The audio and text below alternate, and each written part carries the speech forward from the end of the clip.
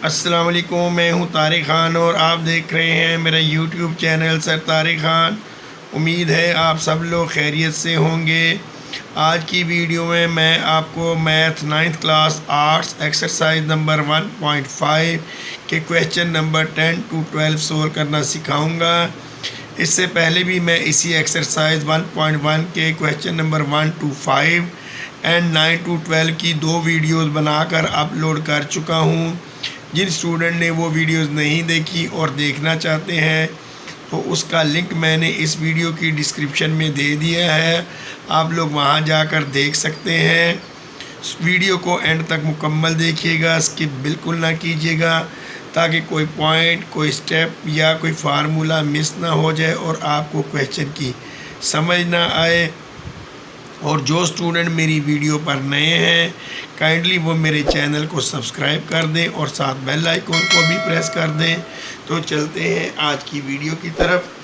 आज की वीडियो में हमने एक्सरसाइज नंबर 1.5 के क्वेश्चन नंबर 10 to 12 सोल्व करने हैं। इस एक्सरसाइज के जो क्वेश्चन हमने सोल्व करने हैं वो रेशो प्रपोर्शन के हैं।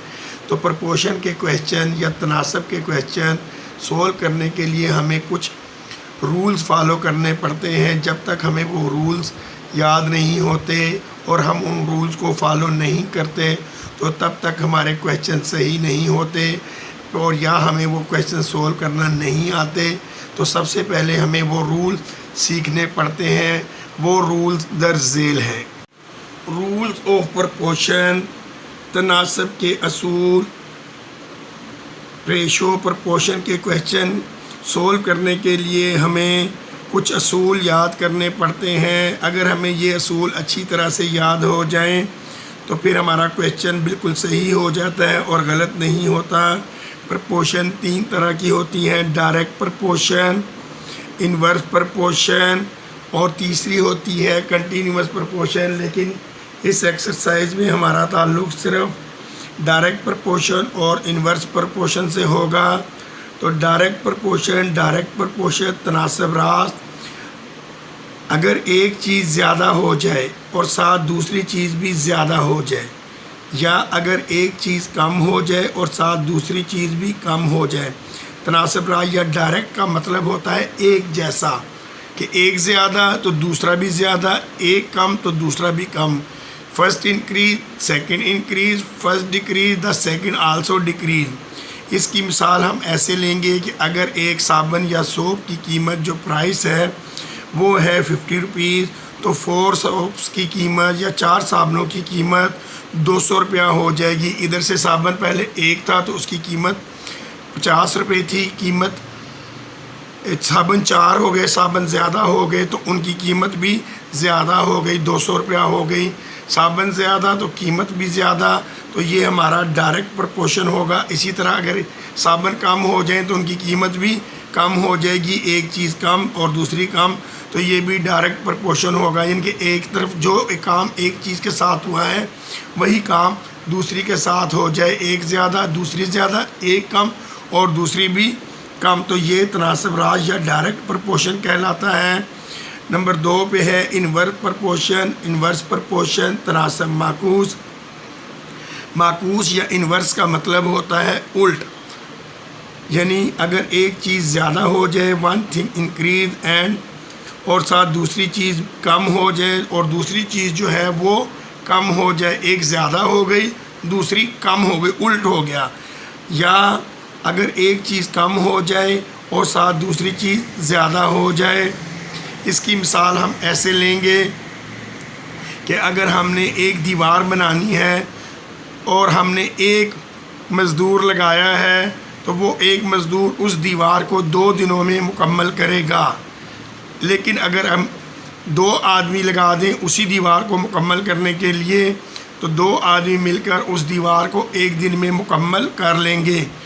आदमी पहले एक था तो दिन 2 लगते थे, फिर हमने आदमी 2 कर दिए तो अब दिन 1 लगेगा। आदमी ज़्यादा हो गए, दिन कम हो गए, या हमने एक आदमी लगाया था, आदमी एक था तो दिन 2 थे, ये एक दूसरे के उल्ट हैं। तो ये तनासब माकूस या इन्वर्स प्रपोर्शन की मिसाल है। आगे चलते हैं। जो इसका फार्मूला है वो है product of means is equal to product of extreme. Urdu में कहेंगे वस्तैन का हासिल ज़रब बराबर है तरफ़ैन का हासिल ज़रब। हासिल ज़रब होता है कि मल्टीप्लाई करना, तो वस्तैन कहते हैं दरमियान वाले को और तरफ़ैन कहते हैं साइडों वालों को। प्रोडक्ट ऑफ मीन मैंने दरमियान वाले, प्रोडक्ट ऑफ एक्सट्रीम साइडों वाले। तो फार्मूला है प्रोडक्ट ऑफ मीन दरमियान वालों का हासिल ज़रब बी ज़रब सी, ये दोनों दरमियान में है तो बी ज़रब C is equal to product of extreme या तरफ़ैन का हासिल ज़रब A into D, B into C is equal to A into D. तो ये फार्मूला है। ये इस फार्मूले के तहत ही हमने सब क्वेश्चन सोल्व करने होते हैं। आगे है तीर लगाने के असूल। तो आप लोगों ने देखा होगा कि प्रोडक्ट के क्वेश्चन सोल्व प्रोपोर्शन के क्वेश्चन सोल्व करने के लिए तीर लगाए गए होते हैं। तो वो तीर किस असूल के तहत लगाए जाते हैं? वो 5 असूल हैं। आपने ये असूल बहुत अच्छी तरह से याद कर लेने हैं। अगर आपको ये तीर लगाने आ जाएंगे तो आपका क्वेश्चन कभी भी गलत नहीं होगा। वो रूल ये हैं। नंबर 1, एक्स वाली रकम का तीर एरो हमेशा ऊपर को लगाना है। जो चीज़ हमें मालूम नहीं होती, जो चीज़ हमने मालूम करनी होती है, फाइंड करनी होती है, उसके लिए हम एक्स यूज़ करते हैं और जिस जगह पे एक्स आ जाएगा एक्स वाली वैल्यू का एरो हमेशा ऊपर को लगाना है। नंबर 2, तनासब रास डायरेक्ट प्रपोर्शन का तीर या एरो भी हमेशा ऊपर को लगाना है। अगर डायरेक्ट प्रपोर्शन होगा, एक चीज़ ज़्यादा हो गई है दूसरी से भी ज़्यादा, या एक कम और दूसरी कम, तो भी इसका तीर ऊपर को लगेगा। नंबर 3, तनासब माकूस इन्वर्स प्रपोर्शन या इनडायरेक्ट प्रपोर्शन का तीर या एरो हमेशा नीचे को लगेगा। इन्वर्स या माकूस का मतलब उल्ट होता है, तो इसलिए इसका तीर भी हमेशा उल्टा यानी नीचे को लगेगा। नंबर 4, जिसका तीर ऊपर को होगा उसकी रकम उल्टानी है। अगर तीर ऊपर को है तो आपने उसकी रकम को उल्टा देना है। जो ऊपर वाली लाइन में होगी उसे बटे में ले आना है, जो नीचे वाली लाइन में होगी उसको बटे से ऊपर ले जाना है। नंबर 5, जिसका तीर नीचे को होगा उसकी रकम नहीं उल्टानी, यानी कि जो इन्वर्स प्रपोर्शन होगा उसका तीर नीचे को लगाएंगे और उसकी रकम को नहीं लगाएंगे। जो पहली लाइन में रकम होगी वो बटे के ऊपर आएगी और जो नीचे वाली लाइन में होगी वो बटे के नीचे ही आएगी। तो उम्मीद है कि आपको ये रूल समझ आ गए होंगे। अब हम इन रूल्स की मदद से क्वेश्चन सोल्व करेंगे। क्वेश्चन नंबर 10 हमें गिवन है, if the stay of 40 men for 8 days in a hotel cost ₹22,400। अगर एक होटल में 14 आदमियों के रहाइश का ख़र्चा 8 दिनों के लिए 22,400 हो, फाइंड द कॉस्ट, आप ख़र्चा मालूम करें, ऑफ 7 men 7 आदमियों का फॉर 13 days 13 दिनों के लिए। क्वेश्चन में हमें 3 चीज़ें बताई गई हैं। सबसे पहले उन्होंने हमें बताए हैं द स्टे ऑफ 14 men, पहले हमें men दिए हैं, फिर फॉर 8 days बताए हैं और उसके बाद उनकी कॉस्ट रुपीज़ में बताई गई है। तो हम लिख लेंगे men ratio days ratio cost in rupees, और फिर हम इसको अब डाटा मुकम्मल करेंगे। जो men है वो गिवन है हमें 14 men 8 days और उनकी जो कॉस्ट है वो 22,400 है। तो नेक्स्ट वो हमें कहते हैं फाइंड द कॉस्ट, कॉस्ट मालूम करें। तो कॉस्ट में हम x लगा देंगे, जो हमें नहीं फाइंड और हमने फाइंड करना है वो हमने x से डिनोट कर देना है। फॉर 7 men में 7 आ जाएंगे एंड फॉर 13 days और डेज 13 हो जाएंगे। इस तरह ये हमारा डाटा कंप्लीट हो जाएगा। फिर हमने जो अभी रूल्स पढ़े हैं उन रूल्स के तहत हमने एरो या तीर के निशान लगाने हैं और देखना है कि कौन सा डायरेक्ट प्रपोर्शन है और कौन सा इन्वर्स प्रोपोर्शन है। तो x का तीर हमने हमेशा ऊपर को लगाना होता है। ये हमारा रूल नंबर 1 था कि x को एरो हमेशा ऊपर को लगाना है। अब हमने डेज़ को कॉस्ट के साथ और फिर मैन को कॉस्ट के साथ कंपेयर करना है कि ये डायरेक्ट प्रोपोर्शन है या इन्वर्स प्रोपोर्शन है। तो चलते हैं रूल्स के तहत चेक करते हैं। 8 डेज़ हों तो कॉस्ट आती है 22,400। अब डेज़ जो हैं वो इंक्रीज़ हो गए हैं, डेज़ ज़्यादा हो गए, दिन ज़्यादा हो गए हैं। अगर दिन ज़्यादा हो जाएंगे तो ख़र्चा या कॉस्ट भी ज़्यादा हो जाएगी। जब डेज़ ज़्यादा होंगे तो ख़र्चा भी ज़्यादा, एक चीज़ ज़्यादा तो दूसरी भी ज़्यादा। तो ये डायरेक्ट प्रोपोर्शन हो जाएगा और डायरेक्ट प्रोपोर्शन का एरो हमने हमेशा ऊपर को ही लगाना है। तो ये हल हो गया। इसके बाद हम चलते हैं मैन की तरफ कि मैन का जो है वो डायरेक्ट प्रोपोर्शन है कॉस्ट के साथ या इन्वर्स। तो 14 मैन थे तो कॉस्ट आई 22,400। मैन जो हैं वो डिक्रीज़ हो गए, कम हो गए, 14 से 7 हो गए। जब मैन या आदमी कम हो जाएंगे तो कॉस्ट या ख़र्चा भी कम हो जाएगा, यानी कि मैन कम तो कॉस्ट या ख़र्चा भी कम। तो इसका मतलब है कि ये भी डायरेक्ट प्रोपोर्शन है और जब डायरेक्ट प्रोपोर्शन होगा तो हम इसका तीर या एरो ऊपर को लगा देंगे। नेक्स्ट हमने पढ़ा था, जो रूल था वो ये था कि जिसका एरो ऊपर को होगा उसकी वैल्यू को उल्टा देंगे, यानी कि जो नीचे वाली लाइन वाली वैल्यू है वो ऊपर आएगी और जो ऊपर वाली है वो नीचे बटे में आ जाएंगी।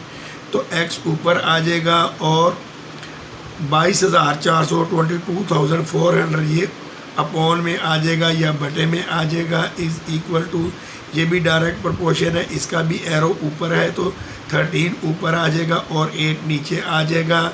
इनटू मैन का भी जो है वो भी डायरेक्ट प्रोपोर्शन में है तो इसका भी उल्टा देंगे, 7 ऊपर आ जाएगा और 14 नीचे आ जाएगा। नेक्स्ट अब हम इसे सॉल्व कर लेंगे। x is equal to 13 into 7 over 8 into 14, 22,400 इधर डिवाइड हो रहा था, इधर जाके ये मल्टीप्लाई हो जाएगा। तो अब हम इसे कैलकुलेटर की मदद से भी सोल्व कर सकते हैं और कटिंग से भी। तो कैलकुलेटर से सोल्व करने के लिए हम 13 को 7 से मल्टीप्लाई करेंगे, जो आंसर आएगा उसे 22,400 से मल्टीप्लाई करेंगे। अब ये जो आंसर आया होगा इसे हम डिवाइड करेंगे 18 ज़रब 14 को मल्टीप्लाई करने के बाद जो आंसर आएगा उससे। तो हमारे पास 18,200 रुपीज़ हमारे पास आंसर निकल आएगा। तो यही हमारा क्वेश्चन है। आप कटिंग से भी कर सकते हैं, अगर आपको कटिंग करने आती है तो आप कटिंग से भी कर सकते हैं। अगर कटिंग करने नहीं आती तो फिर आप इसी तरह इसे सोल्व कर लेंगे। उम्मीद है कि आपको ये क्वेश्चन समझ आ गया होगा। तो चलते हैं क्वेश्चन नंबर 11 की तरफ। क्वेश्चन नंबर 11 हमें गिवन है 14 काउ कंज्यूम 63 kg ऑफ हे का मतलब होता है चारा इन 18 डेज। 14 गाय 14 काउज 63 किलो चारा इस्तेमाल करती हैं 18 दिनों में। हाउ मैनी काउज, कितनी गाय will eat 770 kg 770 kilogram of hay चारे का इन 28 डेज 28 दिनों में एट द सेम रेट। इसी हिसाब से इसमें भी हमें 3 चीज़ें गिवन हैं। काउज हैं, हमने काउज पुट कर दिया। फिर हे है, हे जो है वो उन्होंने हमें केजी में बताया है, हे इन केजी में हो जाएगा। और डेज़ बताए हैं तो डेज़ लिख देंगे। तो हम लिखेंगे काउज रेशो हे इन केजी रेशो डेज़। हे मैं बात दोबारा बता रहा हूँ, काउज गाय, हे चारा, डेज़ दिन। उर्दू मीडियम वाले गाय चारा किलोग्राम और दिन लिखेंगे। तो अब हम इसमें वैल्यूज़ पुट कर देंगे। 14 काउज है तो 14 काउज लिख देंगे, काउज में 14 पुट कर देंगे। हे जो है वो 63 kg है तो 63 पुट कर देंगे। डेज़ 18 है तो हम 18 पुट कर देंगे। इसके बाद हाउ मैनी काउज, काउज मालूम करनी है, गाय की तादाद मालूम करनी है। तो उसके लिए हम एक्स पुट कर देंगे। जो चीज़ हमें ना मालूम हो और हमने मालूम करनी हो या फाइंड करनी हो तो वहाँ पर एक्स पुट कर देते हैं। विल ईट 770 kg, तो हे में हम 770 kg पुट कर देंगे। और उसके बाद डेज़ हमें गिवन है 28, तो 28 डेज़ पुट कर देंगे। तो ये हमारा डाटा मुकम्मल हो गया। अब हम इन्हें रूल्स के तहत डायरेक्ट या इन्वर्स प्रोपोर्शन में पुट करेंगे। तो सबसे पहले हमने कहा कि जो एक्स का एरो होता है वो हमेशा ऊपर को लगता है, तो हमने ये एरो ऊपर को लगा दिया। इसके बाद हमने हे को और डेज को बारी बारी काउस से कंपेयर करना है कि ये डायरेक्ट प्रोपोर्शन है या इन्वर्स प्रोपोर्शन है। तो फिर हम उसी के हिसाब से एरो पुट करेंगे। 63 kg हे था, तो वो 14 गाय कंज्यूम करती थी। 14 गाय को या 14 गाय को पूरा आता था। अब हे हमारे पास इंक्रीज़ हो गया है। पहले वो 63 kg था, अब 770 kg हो गया है। जब हे ज़्यादा या चारा ज़्यादा हो जाएगा तो गाय भी उन्हें ज़्यादा तादाद में कंज्यूम कर सकेंगी। तो हे ज़्यादा हो गया तो काउस के नंबर या तादाद भी ज़्यादा हो जाएगी। तो ये डायरेक्ट प्रोपोर्शन हो गया। और डायरेक्ट प्रोपोर्शन का एरो हमने हमेशा ऊपर को लगाना है। फिर हमने डेज़ को कंपेयर करना है। पहले 18 डे थे तो 14 काउस हे इस्तेमाल करती थी। अब हमने डेज़ ज़्यादा कर दिए हैं, तो अब हमें काउस की तादाद को कम करना पड़ा है। ये इंक्रीज़ हो गया तो काउस की जो नंबर है वो डिक्रीज़ हो जाएंगे। तो ये इन्वर्स प्रोपोर्शन हो गया। तो हमने पढ़ा था कि इन्वर्स प्रोपोर्शन में एरो को नीचे की तरफ लगाते हैं, तो हमने इसका एरो नीचे लगा दिया। उम्मीद है कि आपको ये समझ आ गई होगी। अब हम इसे फर्दर सोल्व कर लेंगे। हमने पढ़ा था कि जहाँ एरो ऊपर होगा तो उसकी वैल्यू को उल्टा देंगे, एक्स ऊपर चला जाएगा, 14 नीचे आ जाएगा। इज़ इक्वल टू जिसका एरो ऊपर उसकी वैल्यू उल्टा देंगे, 770 ऊपर 63 नीचे, इनटू जिसका एरो नीचे उसकी वैल्यू को नहीं उल्टाना। 18 ऊपर है ऊपर ही रहेगा और 28 नीचे है ये नीचे ही आ जाएगा। अब इसे हम फर्दर सोल्व कर लेंगे। x is equal to 770 into 18 divided by 63 and 28।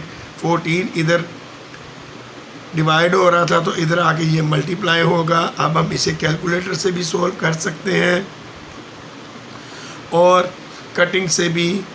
Calculator से सोल्व करने के लिए हमें 770 को 18 से मल्टीप्लाई करना पड़ेगा और जो आंसर आएगा उसे हम 14 से मल्टीप्लाई कर देंगे। उस आंसर को हम डिवाइड करेंगे 63 इंटू 28 के आंसर से, तो हमारे पास 110 आंसर आ जाएगा। चूँकि हमने काउस फाइंड करनी है तो साथ काउस भी लिख देंगे। और अगर आपने कटिंग से करना है तो 14 1s आर 14, 14 2s आर 28। इसके बाद 9 2s आर 18 और 9 7s are 63, 2 1s are 2, 2 1s are 2, 7 1s are 7, 7 1s are 7, 7 1s are 7, 0 का 0। तो हमारे पास आंसर 110 आ जाएगा। आप कटिंग से भी कर सकते हैं और कैलकुलेटर से भी इसे सोल्व कर सकते हैं। तो आपका आंसर दोनों सूरतों में 110 काउस आएगा। तो यही हमारा आंसर है। उम्मीद है कि आपको ये क्वेश्चन समझ आ गया होगा। तो चलते हैं क्वेश्चन नंबर 10 की तरफ। क्वेश्चन नंबर 10 हमें गिवन है जूस मैन्युफैक्चर प्रोड्यूसेस 3000 बोतल इन अ डे। एक जूस बनाने वाली फैक्ट्री है, वो एक दिन में 3000 बोतलें बनाती है। एम्प्लॉइंग 15 वर्कर्स, उनमें वो 15 वर्कर्स लगाती है। वर्किंग 8 आवर, और वो सब 8-8 घंटे काम करते हैं। फाइंड द नंबर ऑफ बोतल मैन्युफैक्चर्ड, मालूम करें कि कितनी बोतलें तैयार होंगी। व्हेन ही एम्प्लॉयज़ 18 वर्कर्स, जब वो 18 वर्कर्स या 18 मज़दूर 18 मज़दूर लगाएगा। वर्किंग 6 आवर, और वो सब 6-6 घंटे काम करेंगे। तो इसमें भी हमें 3 चीज़ें गिवन हैं सबसे पहले है बोटल्स, तो हम बोतल पुट कर देंगे। उसके बाद है वर्कर्स यानी कि मैन, वो पुट कर देंगे। और उसके बाद हमें गिवन है आर्स, तो हम आर्स लिख देंगे। हम लिखेंगे बोटल्स रेशो वर्कर्स रेशो आर्स। अब हम इनमें वैल्यू पुट कर देंगे। सबसे पहले उन्हें हमें बोतल 3000 बताई है, तो हम बोतल में 3000 पुट कर देंगे। वर्कर जो है वो 15 है, 15 लिख देंगे। और वर्किंग आवर जो है वो 8 है, तो हम 8 पुट कर देंगे। नेक्स्ट लाइन में उसने हमें बताया है find the number of bottles, bottles मालूम करनी है। तो जो चीज़ हमने फाइंड करनी होती है उसकी जगह पर हम एक्स पुट कर देते हैं, तो एक्स आ गया। ही एम्प्लॉय 18 वर्कर, वर्कर 18 पुट कर दिए। वर्किंग 6 आर, और आर जो उसने हमें बताए हैं वो 6 हैं, तो हमने 6 पुट कर दिया। तो इस तरह ये हमारा डाटा कंप्लीट हो गया। उम्मीद है कि आपको डाटा पुट करना समझ आ गया होगा। तो अब हम इसे देखेंगे कि इनमें से डायरेक्ट प्रोपोर्शन कौन सा है या और इन्वर्स कौन सा है, या ये डायरेक्ट प्रोपोर्शन है या इन्वर्स प्रोपोर्शन है। तो हम पहले वर्कर को बोतल के साथ कंपेयर करके फाइंड करेंगे कि वर्कर जो है वो डायरेक्ट प्रोपोर्शन में है या इन्वर्स प्रोपोर्शन में। उसके बाद आर्स को करेंगे। 15 वर्कर जब काम करते थे तो 3000 बोतल्स बनती थी। अब वर्कर जो है वो इंक्रीज़ हो गए हैं, ज़्यादा हो गए हैं।